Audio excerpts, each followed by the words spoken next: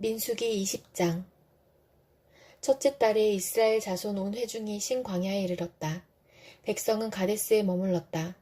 미리암이 거기서 죽어 그곳에 묻혔다. 회중에게는 마실 물이 없었다. 백성은 모세와 아론을 비방하려고 함께 모였다. 백성은 모세와 다투면서 이렇게 말하였다. 우리의 동족이 주님 앞에서 죽어 넘어졌을 때에 우리도 죽었더라면 좋을 뻔하였소.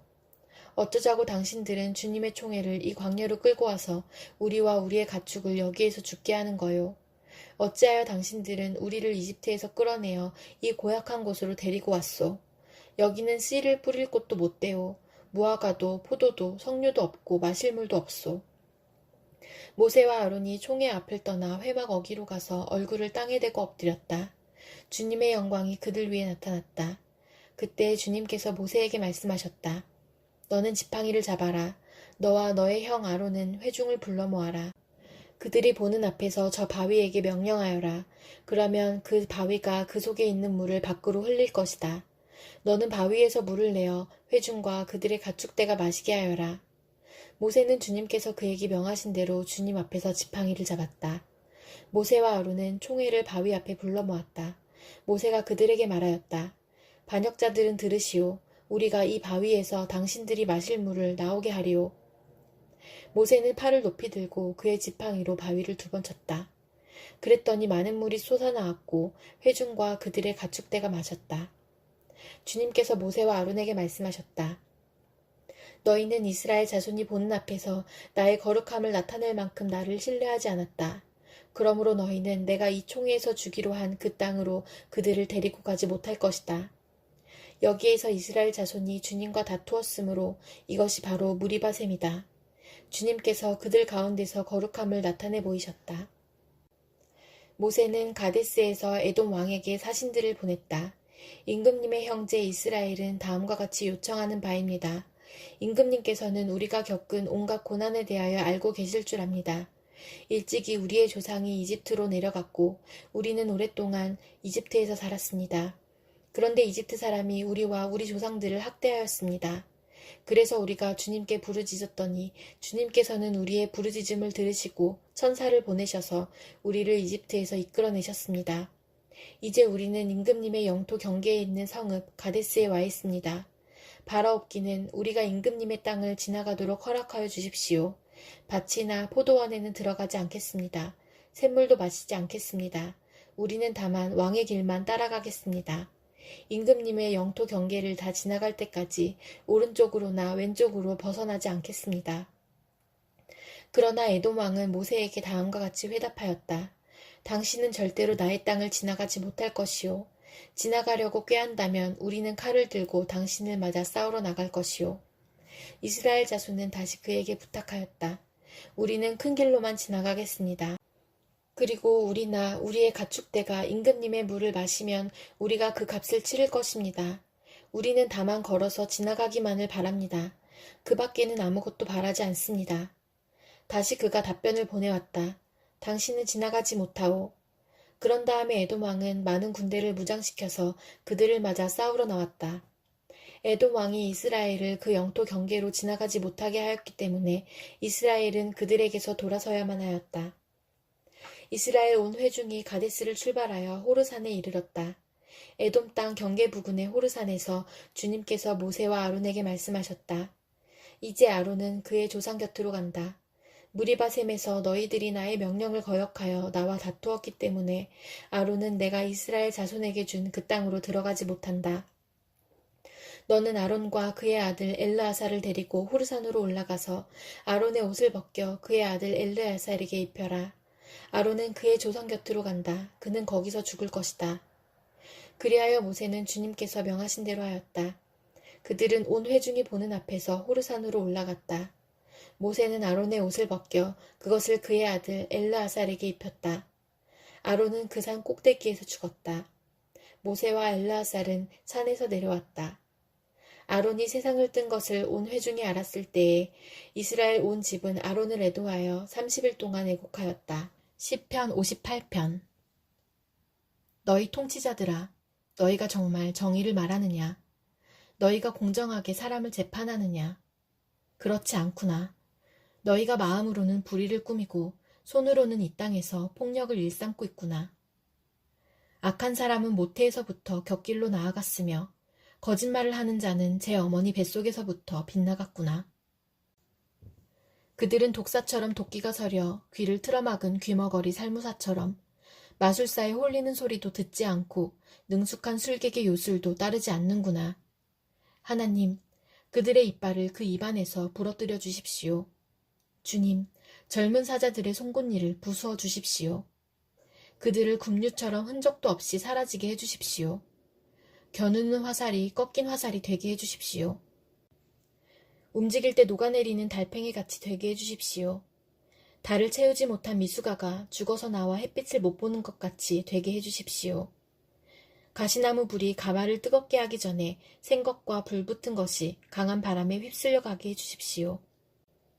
의로운 사람이 악인이 당하는 보복을 목격하고 기뻐하게 하시며 악인의 피로 그 발을 씻게 해주십시오. 그래서 사람들이 과연 의인이 열매를 맺는구나, 과연 이 땅을 심판하시는 하나님은 살아계시는구나 하고 말하게 해주십시오. 시편 59편. 나의 하나님, 내 원수들에게서 나를 구원해 주시고 나를 치려고 일어서는 자들에게서 나를 지켜주십시오. 악을 지어내는 자들로부터 나를 구해주시고 피 흘리기 좋아하는 자들에게서 나를 건져주십시오. 그들이 내 목숨을 노리고 매복해 있습니다. 강한 자들이 나를 치려고 모여듭니다. 그러나 주님, 나에게 허물이 있는 것도 아니요, 나에게 큰 죄가 있는 것도 아닙니다. 나에게는 아무런 잘못도 없으나 그들이 달려와서 싸울 준비를 합니다. 깨어나 살피시고 나를 도와주십시오. 주님은 만군의 하나님, 주 이스라엘의 하나님이십니다. 깨어나셔서 모든 나라를 차별 없이 심판하시고 사악한 꾀를 꾸미는 자들을 불쌍히 여기지 마십시오.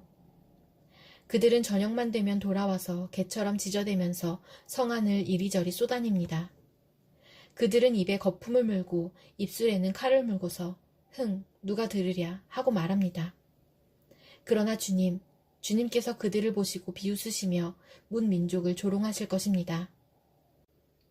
나의 힘이신 주님, 주님은 내가 피할 요새이시니 내가 주님만을 바라봅니다.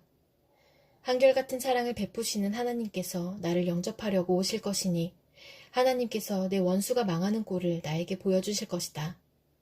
내 백성이 그들을 잊을까 두려우니 그들을 아주 말살하지는 말아주십시오. 우리의 방패이신 주님, 주님의 능력으로 그들을 흔드시고 그들을 낮추어 주십시오.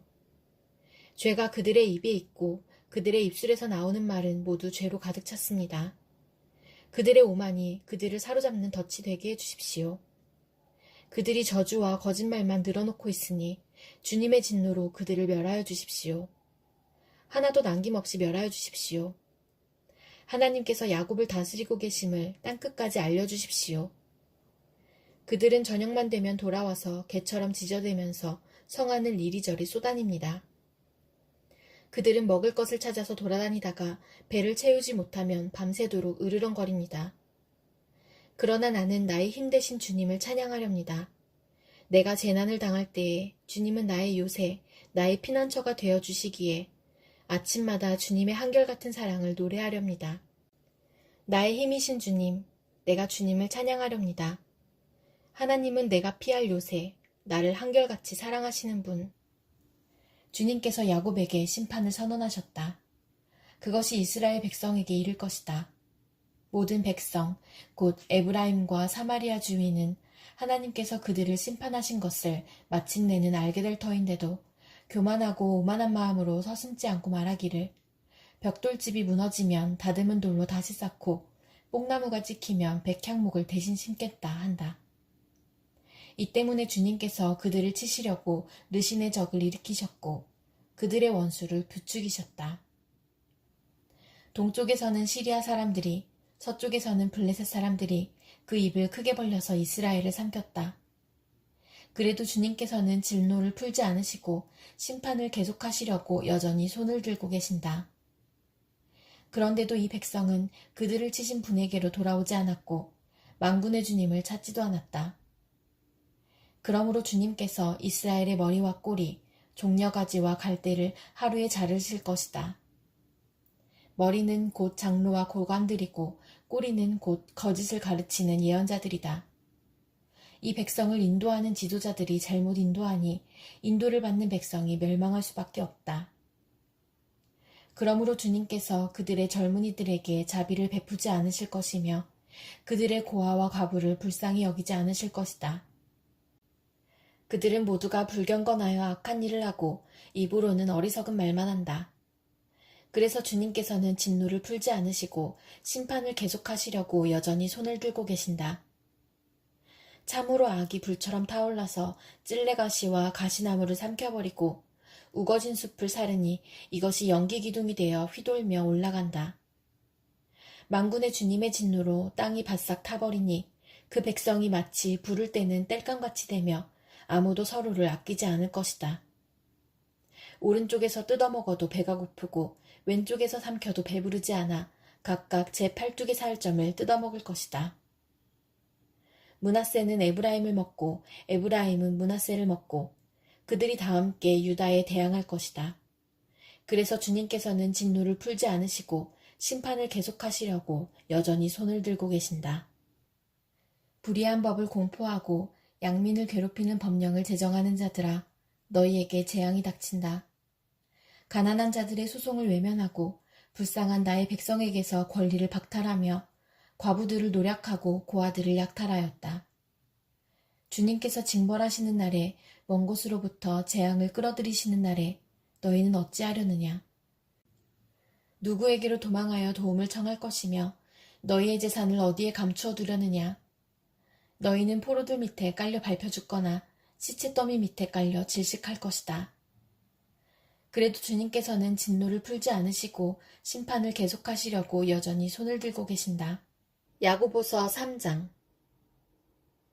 나의 형제자매 여러분, 여러분은 선생이 되려고 하는 사람이 많아서는 안 됩니다. 여러분이 아는 대로 가르치는 사람인 우리가 더 큰 심판을 받을 것입니다. 우리는 다 실수를 많이 저지릅니다. 누구든지 말에 실수가 없는 사람은 온 몸을 다스릴 수 있는 온전한 사람입니다. 말을 부리려면 그 입에 재갈을 물립니다. 그리하여 우리는 말에 온 몸을 끌고 다닙니다. 보십시오. 배도 그렇습니다. 배가 아무리 커도 또 거센 바람에 밀려도 매우 작은 키로 조종하여 사공에 가고자 하는 곳으로 끌고 갑니다. 이와 같이 혀도 몸의 작은 지체이지만 엄청난 일을 할 수 있다고 자랑을 합니다. 보십시오. 아주 작은 불이 굉장히 큰 숲을 태웁니다. 그런데 혀는 불이요. 혀는 불의의 세계입니다. 혀는 우리 몸의 한 지체이지만 온몸을 더럽히며 인생의 수레바퀴에 불을 지르고 결국에는 혀도 게헨나의 불에 타버립니다. 들짐승과 새와 기는 짐승과 바다의 생물들은 어떤 종류든지 모두 사람이 길들이고 있으며 길들여 놓았습니다. 그러나 사람의 혀를 길들일 수 있는 사람은 아무도 없습니다. 혀는 걷잡을 수 없는 악이며 죽음에 이르게 하는 독으로 가득 차 있습니다. 우리는 이 혀로 주님이신 아버지를 찬양하기도 하고 또 이 혀로 하나님의 형상대로 지음을 받은 사람들을 저주하기도 합니다. 또 같은 입에서 찬양도 나오고 저주도 나옵니다. 나의 형제자매 여러분, 이렇게 해서는 안 됩니다. 샘이 한 구멍에서 단물과 쓴물을 낼 수 있겠습니까? 나의 형제자매 여러분, 무화과나무가 올리브 열매를 맺거나 포도나무가 무화과 열매를 맺을 수 있겠습니까? 마찬가지로 짠 샘은 단물을 낼 수 없습니다. 여러분 가운데서 지혜 있고 이해력이 있는 사람이 누구입니까? 그런 사람은 착한 행동을 하여 그의 행실을 나타내 보이십시오. 그 일은 지혜에서 오는 온유함으로 행하는 것이어야 할 것입니다. 여러분의 마음속에 지독한 시기심과 경쟁심이 있으면 자랑하지 말고 진리를 거슬러 속이지 마십시오. 이러한 지혜는 위에서 내려온 것이 아니라 땅에 속한 것이고 육신에 속한 것이고 악마에게 속한 것입니다. 시기심과 경쟁심이 있는 곳에는 혼란과 온갖 악한 행위가 있습니다. 그러나 위에서 오는 지혜는 우선 순결하고 다음으로 평화스럽고 친절하고 온순하고 자비와 선한 열매가 풍성하고 편견과 위선이 없습니다. 정의의 열매는 평화를 이루는 사람들이 평화를 위하여 그 씨를 뿌려서 거두어들이는 열매입니다.